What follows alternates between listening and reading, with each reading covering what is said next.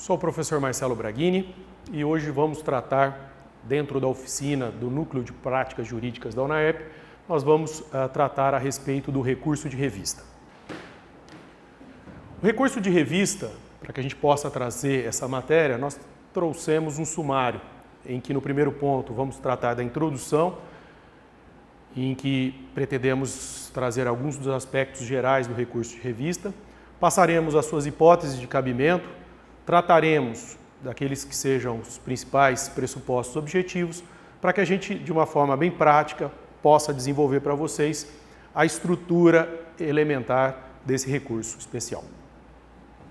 Como introdução, nós precisamos entender um pouquinho do cabimento do recurso de revista dentro da estrutura do processo de trabalho. Então, o recurso ordinário, ele é um recurso que tem por finalidade provocar o reexame da matéria dentro da perspectiva do reexame da prova, dentro da análise do direito. Então, dentro do escalonamento do processo de trabalho, eu tenho uma sentença, de uma sentença eu posso recorrer através de um recurso ordinário, e da decisão de um tribunal regional do trabalho, eu posso, havendo interesse recursal, discutir a matéria em sede de recurso de revista. Contudo, é necessário se estabelecer a natureza jurídica de um recurso de revista. Coloco aqui que o recurso de revista não tem por finalidade atacar ou discutir a justiça da decisão. A justiça da decisão e o reexame da matéria fática é objeto exclusivo do recurso ordinário. O recurso de revista, como um recurso extraordinário, tem por finalidade o quê? Discutir matéria de direito. Tem por finalidade, dentro do sistema, ao permitir a articulação do direito do trabalho, que é um direito federal, buscar a uniformização da jurisprudência quanto aos principais temas relativos à aplicação do direito no processo. Tanto que nós vamos encontrar um primeiro obstáculo. Então, quando a gente pensa no objeto do recurso de revista, na hipótese de cabimento do recurso de revista e no juízo de admissibilidade do recurso de revista, eu não vou poder utilizar um recurso de natureza extraordinária para atacar, por exemplo, o reexame dos fatos. Então, eu tenho a súmula 126 do TST, que tem por finalidade criar o quê? Um obstáculo. Então, todas as vezes em que houver por objeto do recurso o reexame da matéria fática, não haverá cabimento do recurso de revista, que, como dito, apenas envolve uniformização de jurisprudência ao aplicar o direito àquela situação em concreto. Tanto é que a única alternativa que se estabelece em algumas situações previstas no campo da excepcionalidade, seria a possibilidade de se discutir não o reexame dos fatos, mas um reenquadramento dos fatos, né, a partir daquela circunstância processual que de forma incontroversa tenha sido reconhecida pelo Tribunal Regional do Trabalho. O primeiro grande ponto, né, eu não tenho aqui um recurso alinhado com a ideia de duplo grau de jurisdição. Eu não tenho um recurso ou um terceiro recurso para se discutir a justiça de uma decisão. O primeiro grande ponto que nós precisamos entender no recurso de revista realmente é o quê? Hipótese de cabimento.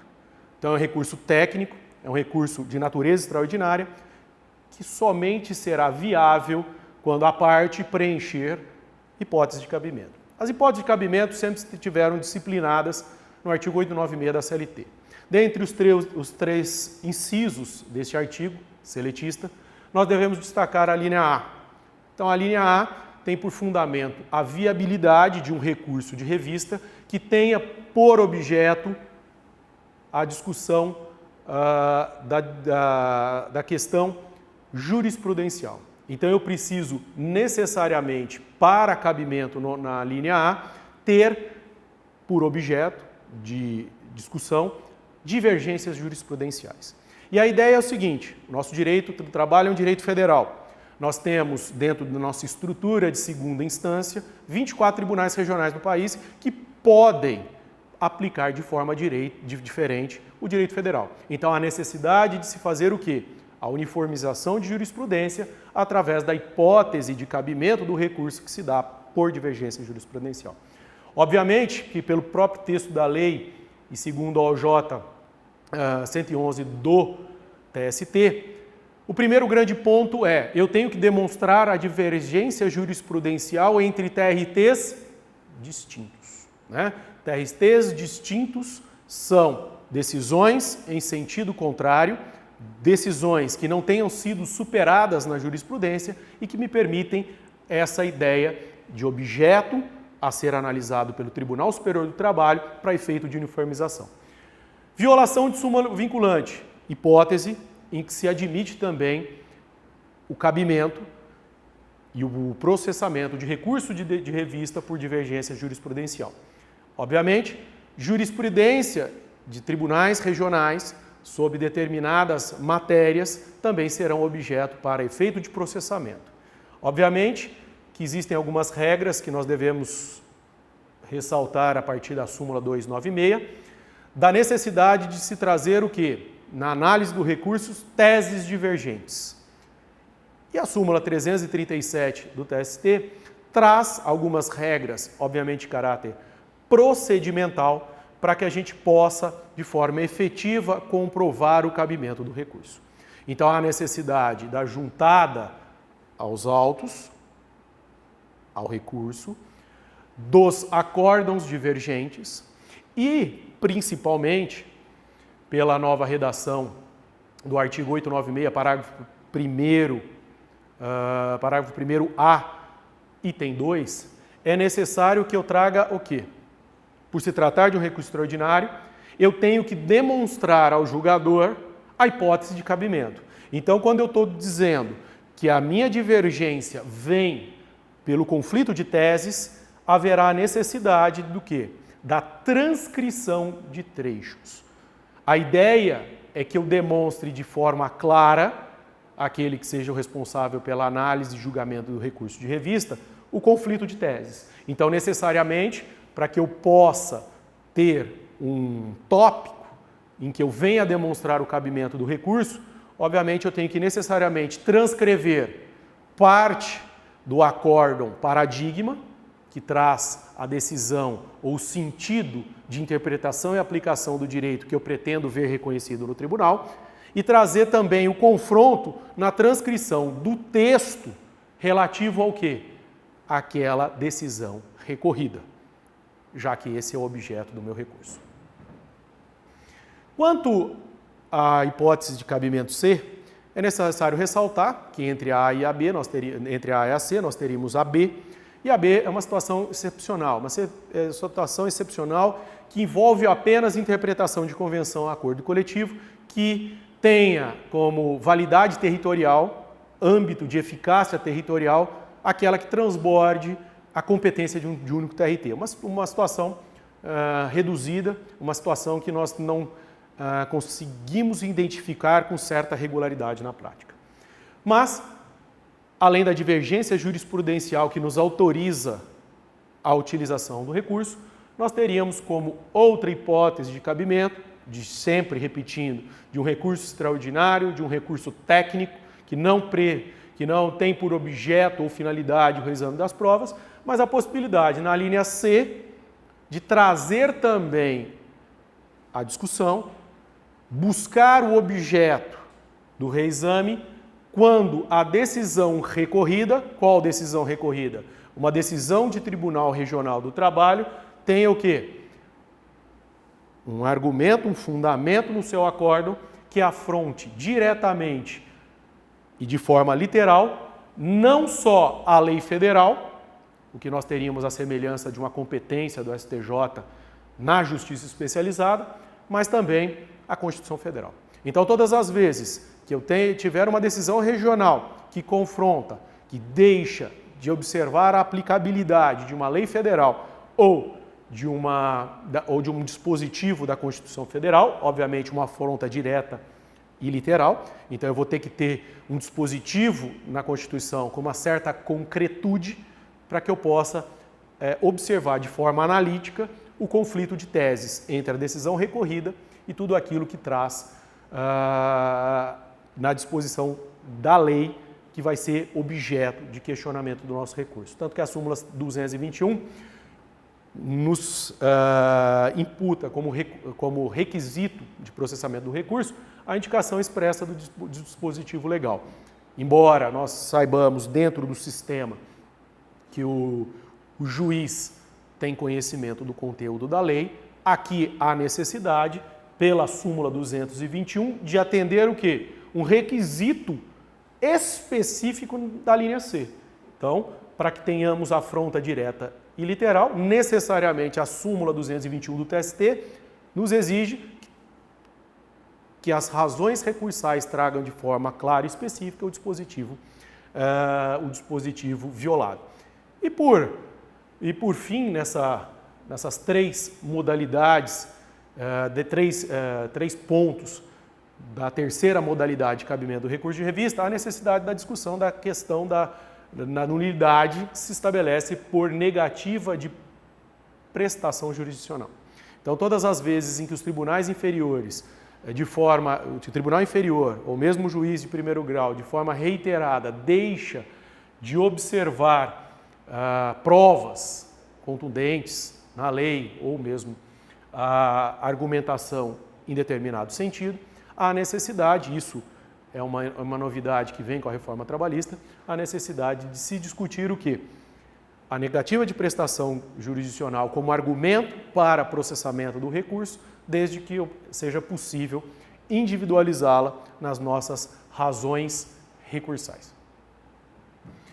Vamos, então, aos pressupostos objetivos. Então, atendendo aí a essa natureza extraordinária, excepcional do recurso de revista, o grande pressuposto objetivo que nós precisamos, além, é claro, da demonstração efetiva do cabimento do recurso, é trazer o pré-questionamento. O que seria o pré-questionamento? O pré-questionamento nada mais é do que uma exigência técnica de um recurso extraordinário, aqui não é o recurso extraordinário do STF, mas o recurso de natureza extraordinária, em que eu tenho que demonstrar efetivamente que aquela tese jurídica que vai ser apreciado pelo Tribunal de Cúpula, Tribunal Superior do Trabalho, ela foi efetivamente debatida em instâncias inferiores, para que eu não tenha inovação da lide, para que eu não tenha supressão de instância. Então, no pré-questionamento, eu tenho que necessariamente trazer o quê? Tese jurídica debatida nos autos, para que eu possa evitar inovação da lide e supressão de instância. Então, é necessário, da mesma forma em que a exigência do cabimento, até por alteração na nossa disposição legal, trazer aqui também trechos em que eu possa, da decisão recorrida, trazer aspectos, partes, trechos nas quais houve a discussão da matéria que será levada à apreciação do Tribunal Superior do Trabalho. Tanto que a súmula 297, atendendo à nova redação do parágrafo 1º-A, exige, para efeito da demonstração efetiva e cabal do pré-questionamento, trazer a adoção explícita da tese e o pronunciamento sobre o tema de tribunais inferiores. Tudo isso se dá através do quê? Do confronto das teses e a apresentação delas de forma transcrita em suas razões recursais.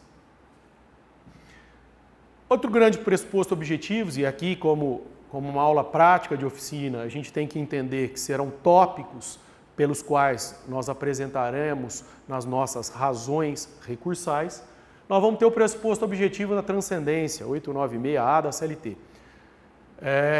Mais ou menos, por ser tribunais de cúpula, o efeito que se tem perante o STF na repercussão de algumas matérias.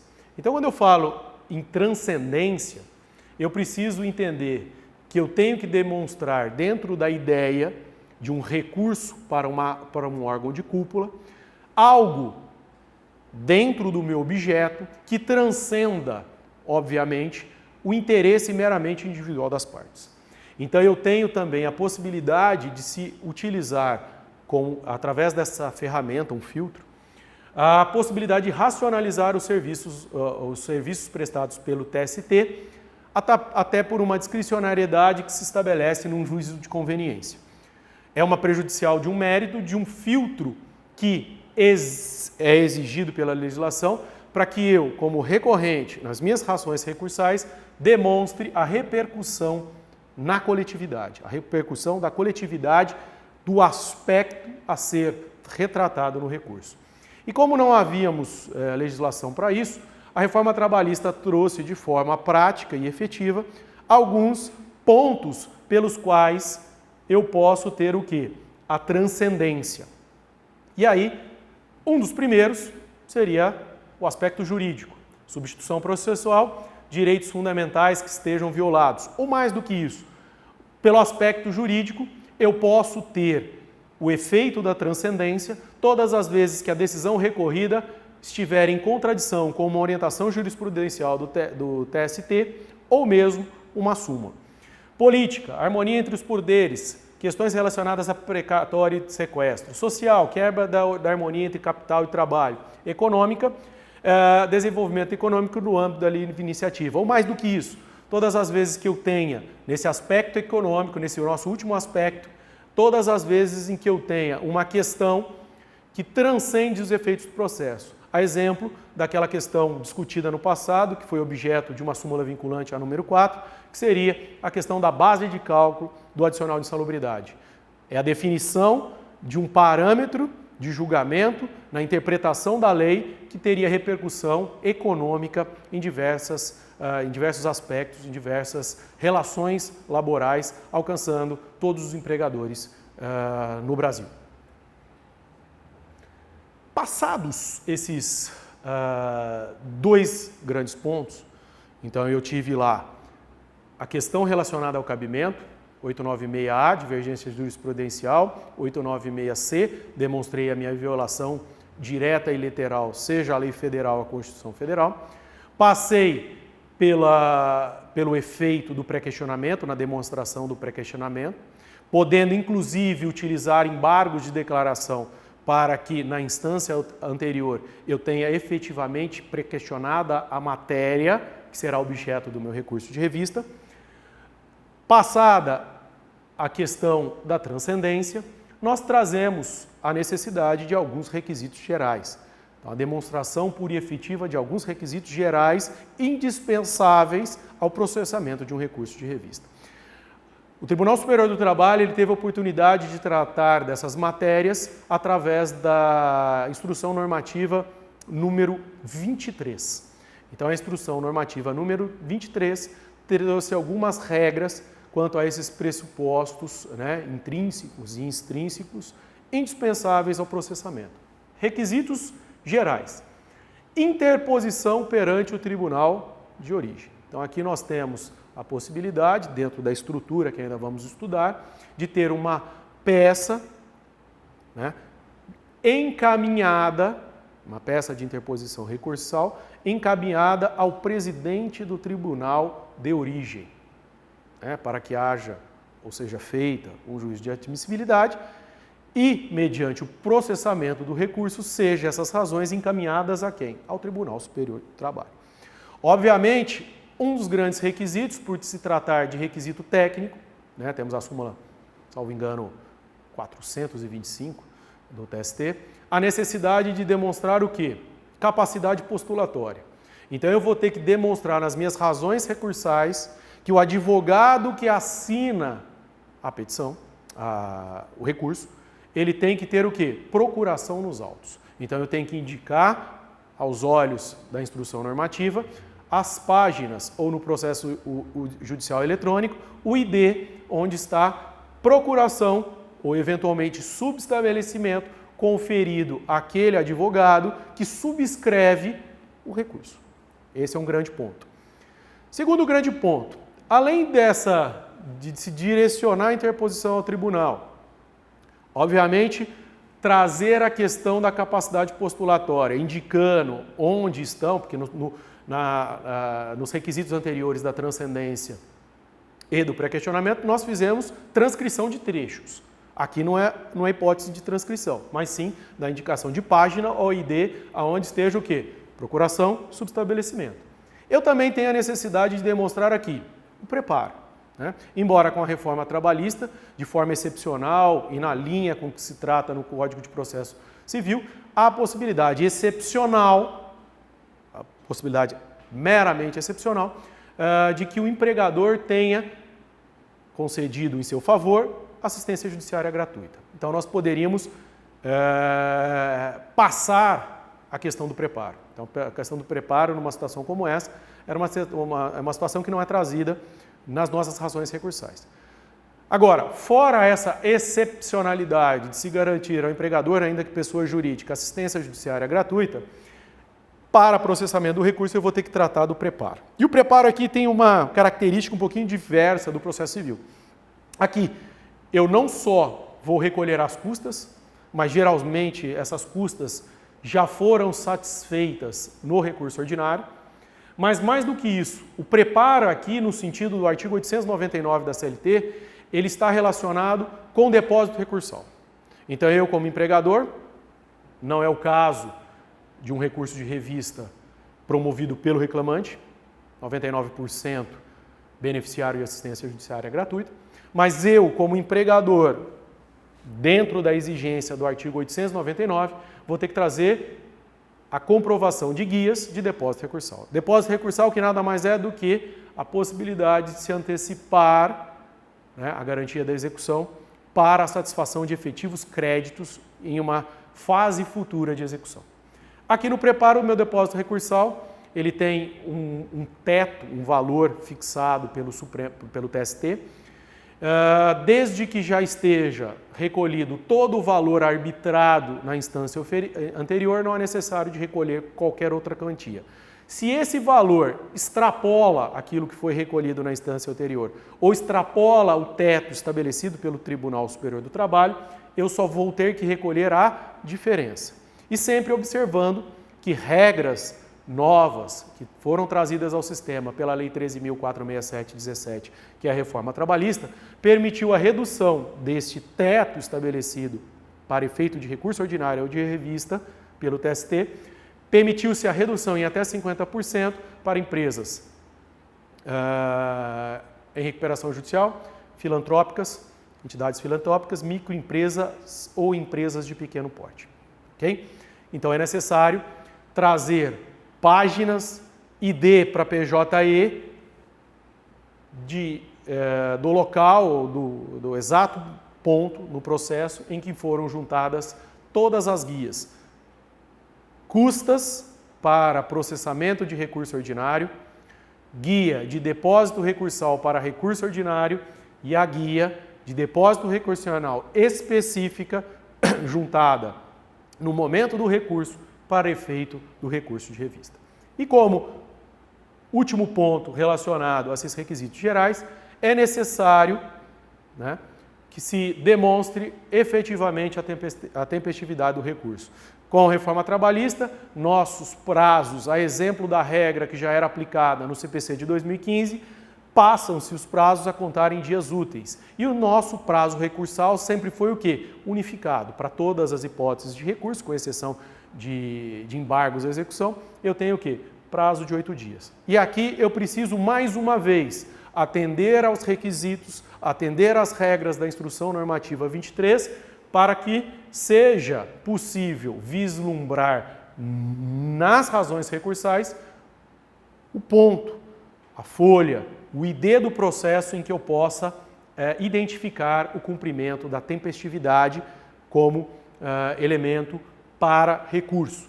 Então eu vou ter que trazer aqui, por exemplo, a página o ID, processo judicial eletrônico, onde está o quê?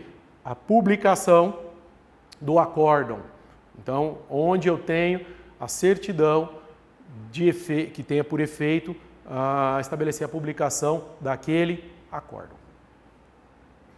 Estrutura, né? Então, obviamente, nós passamos por alguns requisitos indispensáveis num recurso de natureza extraordinária e vamos fazer uma divisão, né, de razões recursais e pesta de interposição e vamos trabalhar com a estrutura, né, desse nosso recurso. Então, quando eu falo em recurso de revista, eu estou atacando o quê? De forma intermediária, eu estou atacando um acórdão proferido pelo Tribunal Regional do Trabalho. Então, quando eu falo em endereçamento, assim como vimos em outras peças durante as oficinas, O endereçamento aqui ele é um pouquinho distinto, porque eu vou encaminhar quem? Presidente do Tribunal Regional do Trabalho. Então eu vou ter lá excelentíssimo senhor doutor presidente do tribunal, do egrégio Tribunal Regional, região, né, aqui para nós, 15ª região, com sede em Campinas.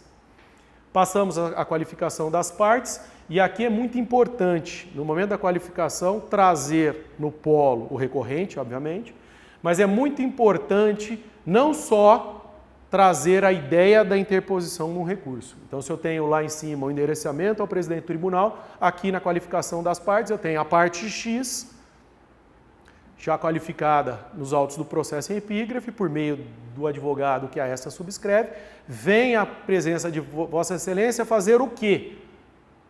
Ingressar? Opor? Não. Eu venho interpor um recurso de revista. E é importante que nessa peça de interposição, por se tratar de recurso técnico, eu já faça o quê? Um juízo de aplicabilidade, né, e traga efetivamente qual é a regra que me permite o cabimento. Então, o enquadramento deve ser feito na minha peça de interposição. Então, eu venho interpor recurso de revista com fundamento no quê? Depende. A linha A, divergência jurisprudencial. A linha C, violação direta e literal de lei federal ou Constituição Federal. Eu tenho essas duas hipóteses. Posso ter uma, posso ter outra, ou posso ter ambas. Então é necessário aqui que eu já defina, já venha individualizar a minha hipótese de cabimento, né? Para efeito de processamento do recurso, etc, etc. E vou também, depois de indicar essa hipótese de cabimento de recurso, indicar o recolhimento do preparo. Então, um texto singelo, no qual eu me remeta ao fato de estar anexando as minhas razões recursais, o quê? O preparo, que para nós aqui não seria somente as guias de custas, que eu teria ela de forma mais clara no recurso ordinário, mas mais do que isso, eu teria aqui que trazer a guia do depósito recursal, tá? Diferenças ou até o teto. E a assinatura, né? Data e assinatura. Passamos para as razões de recurso. Então, nós vimos de forma técnica alguns dos requisitos e passamos às razões do recurso. Então, eu vou ter que ir lá, nas minhas razões do recurso, Tribunal Superior do Trabalho, vou colocar a vara de trabalho de origem, vou colocar o tribunal de origem, vou colocar o número do processo, vou individualizar recorrente, vou individualizar recorrido, vou fazer uma pequena saudação aos ministros do Tribunal Superior do Trabalho e vou começar a desenvolver as minhas razões recursais. Vou fazer um breve resumo do processo, um resumo mesmo do que foi processado. Vou trazer tópicos para requisitos gerais específicos. Então, aqui há uma sugestão de trazer pré-questionamento, trazer transcendência, trazer os requisitos gerais. Quais requisitos gerais? Capacidade postulatória, preparo e também tempestividade. Tratar em tópico específico hipótese de cabimento. Não esquecer nas hipóteses de cabimento, trazer o ponto específico do conflito de teses, trazer trechos, decisão recorrida e acórdão paradigma, trechos em que demonstre de forma efetiva o conflito das teses. E aí sim, eu já superei uma etapa.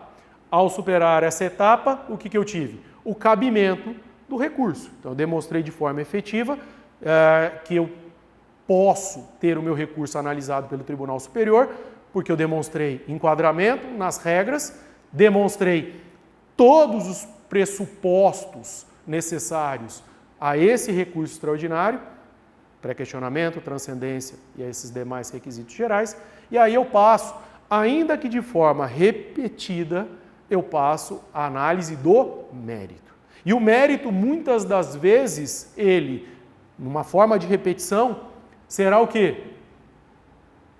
A remissão ou nova transcrição de tudo aquilo que foi debatido na parte do cabimento. Porque se eu tive divergência, é a partir dessa divergência que eu vou ter o quê? O processamento do meu recurso, a procedência do mérito e o resultado que eu espero através desse mesmo recurso. E, passando pelo mérito, obviamente, que eu vou criar tópicos para tudo aquilo que deve ser observado para efeito de revisão do julgado. E na parte final, né, já estamos caminhando aí para a parte final da estrutura do recurso, nós faremos apenas o quê? Pedido. Né?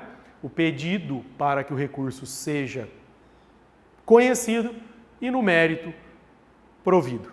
Então essas são algumas das informações e algumas regras essenciais para que possamos, de forma efetiva e eficiente, elaborar um recurso de revista. Um abraço a todos.